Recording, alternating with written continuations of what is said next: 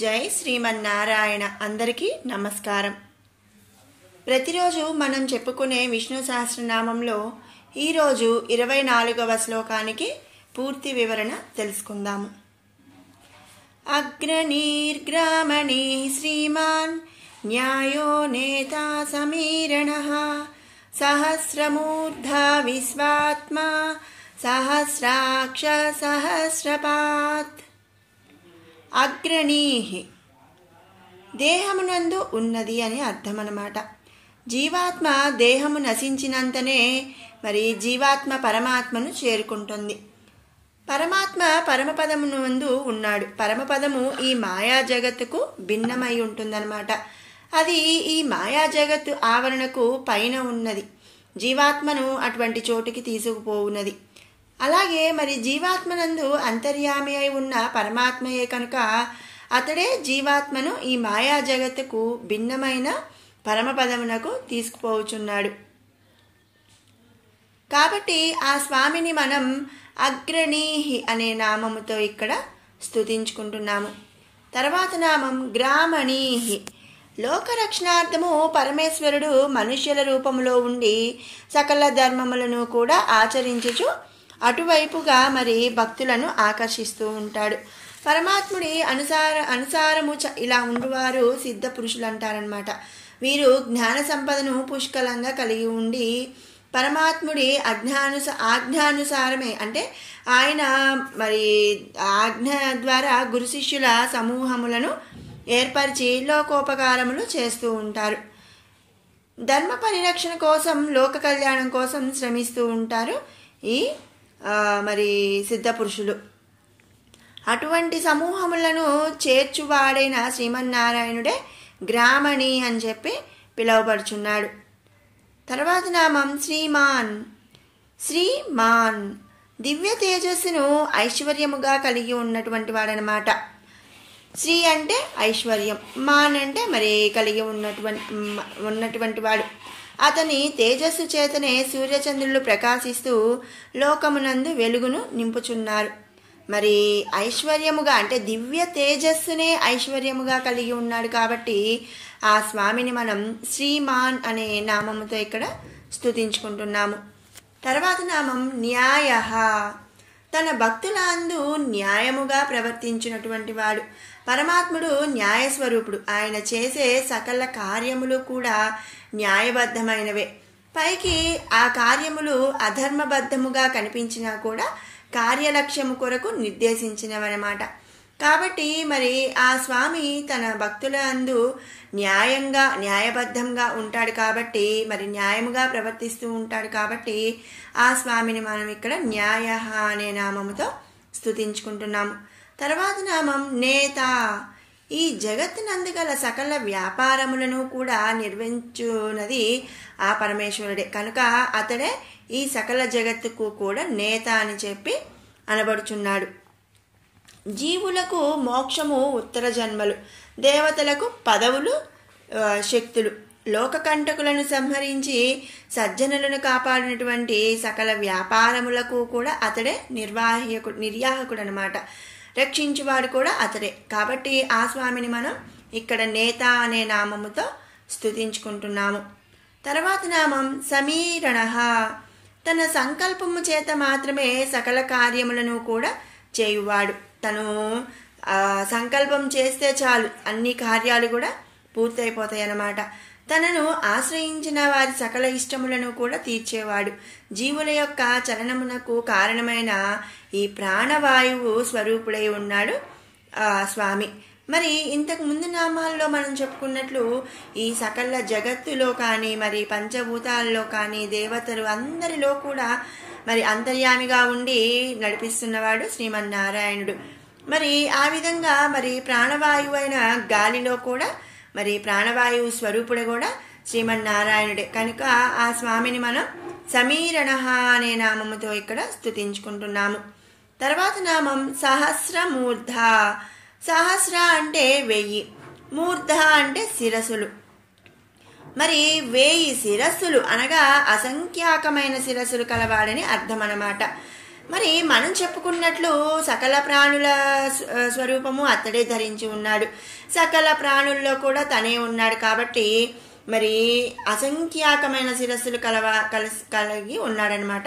వేదాంత ధోరణి అందు 1000 ఆ సంఖ్య సూచిక విరాట్ పురుషుడైనటువంటి పరమాత్మ ఈ సకల సృష్టినందు కూడా ఆవరించి ఉన్నాడు కనుక అనేక శిరస్సులను కలిగి ఉన్నాడు శ్రీమన్నారాయణుడు. మరి సకల ప్రాణుల స్వరూపము అతడే ధరించి ఉన్నాడని మనం ఎన్నోసార్లు ఈ ముందు నామాల్లో కూడా మనం చెప్పుకున్నాము. కనుక పరమాత్మకు అనేక శిరస్సులు కలవని చెప్పుట మరి సముచితమే అన్నమాట. అందుకని మరి అందరిలో ఆయనే ఉన్నాడు, అందరి అవతారాలు ఆయనే ధరించి ఉన్నాడు కాబట్టి ఆ స్వామిని మనం సహస్రమూర్ధ అనే నామముతో ఇక్కడ స్తుతించుకుంటున్నాము. తర్వాత నామం విశ్వాత్మ. సకల జగత్తుకు ఆ పరమాత్మయే అంతరాత్మ. విశ్వ ఆత్మ, విశ్వం మొత్తానికి కూడా ఆ స్వామి ఆత్మ కనుక అతడే సకల విశ్వమునకు కూడా ఆత్మగా కలిగి ఉన్నాడు. మరి మనం చెప్పుకున్న విధంగా ఏంటి అంటే అందరిలో కూడా అంతర్యామిగా ఆ స్వామి ఉన్నాడు. అందరిలో కూడా ఉన్న పరమాత్మ ఆ స్వామే కాబట్టి ఆ స్వామిని మనం విశ్వాత్మ అనే నామముతో ఇక్కడ స్తుతించుకుంటున్నాం. తర్వాత నామం సహస్రాక్ష. సహస్ర అంటే 1000, అక్ష అంటే నేత్రములు. 1000 కొలది నేత్రములను కలిగి ఉన్నటువంటి వాడు ఎవరండి? శ్రీమన్నారాయణుడు. మరి 1000 కొద్ది శిరస్సులు ఉన్నప్పుడు మరి 1000 కొద్ది నేత్రములు ఉంటాయి కదా. మరి ముందు నామంలో మనం చెప్పుకున్నాము సకల ప్రాణకోటి నందు కూడా పరమాత్మ అంతర్యామిగా మరి ఉండటం చేత సహస్రాక్ష అని చెప్పి అనబడుచున్నాడు. మరి 1000 తలలు ఉన్నప్పుడు మరి 1000 నేత్రాలు కూడా ఉంటాయి కదా. సకల ప్రాణకోటి కన్నులు పరమాత్మకే చెంది ఉండుట చేత అతడే సహస్రాక్షుడు అనబడుచున్నాడనమాట. తర్వాత నామం సహస్రపాత్. సహస్ర అంటే 1000, పాత్ అంటే పాదములు. మరి మనం ముందు నామంలో సహస్రాక్ష అంటే 1000 కొద్ది నేత్రాలు ఉన్నాయి. మరి సహస్రపాత్ 1000 కొలది పాదములను కలిగి ఉన్నటువంటి వాడు శ్రీమన్నారాయణుడు. మరి ముందు నామంలో చెప్పుకున్నట్లు సకల జీవుల అంగములు కూడా పరమాత్మకే చెంది ఉంటాయి. ఎందుకంటే మరి సకల జగత్తులో కూడా ఆ స్వామి అంతర్యామిగా ఉండి సకల జగత్తును కూడా నడిపిస్తున్నాడు. కాబట్టి మరి ఒక మనిషి ఉన్నాడు అంటే ఆ మనిషిలో ఉన్న అన్ని అంగములు కూడా మరి ఆ మనిషికి సంబంధించినవే కదా. మరి అలాగే సహస్రపాత్, సహస్రాక్ష, సహస్ర శీర్ష ఇవన్నీ కూడా మరి ఆ స్వామికి మరి నామాలే అనమాట. కాబట్టి మరి 1000 కొద్ది పాదములు కలిగి ఉన్నటువంటి వాడు కాబట్టి ఆ స్వామిని మనం ఇక్కడ సహస్రపాత్ అనే నామముతో స్తుతించుకుంటున్నాము. మరి విన్నారు కదండి 24వ శ్లోకంలోని నామాలు, వాటి యొక్క పూర్తి వివరణ. ఇప్పుడు 21 నుంచి 30వ శ్లోకం వరకు కూడా ఒకసారి పారాయణ చేసుకుందాం. ఇప్పుడు 21 నుంచి 30వ శ్లోకం కూడా ఒక్కసారి పారాయణ చేసుకుందాం. మరీచిర్ధమనోహంసః సువర్ణో భుజగోత్తమః హిరణ్యనాభః సుతపాః పద్మనాభ ప్రజాపతిః అమృత్యు సర్వదృక్సింహః సంధాతా సంధిమాన్ స్థిరః అజో దుర్మర్శన శాస్తా విశ్రుతాత్మా సురారిః గురుర్గురుతమో ధామ సత్యః సత్యపరాక్రమః నిమిషో నిమిషస్రగ్వి వాచస్పతిరుదారదీః అగ్రనీర్గ్రామణీర్ శ్రీమాన్ న్యాయో నేతా సమీరణః సహస్రమూర్ధా విశ్వాత్మా సహస్రాక్ష సహస్రపాత్ ఆవర్తనో నివృత్తాత్మా సంవృత సంప్రమర్దనః అహ సంవర్తకో వహ్నిః రనిలో ధరణీధరః సుప్రసాదః ప్రసన్నాత్మా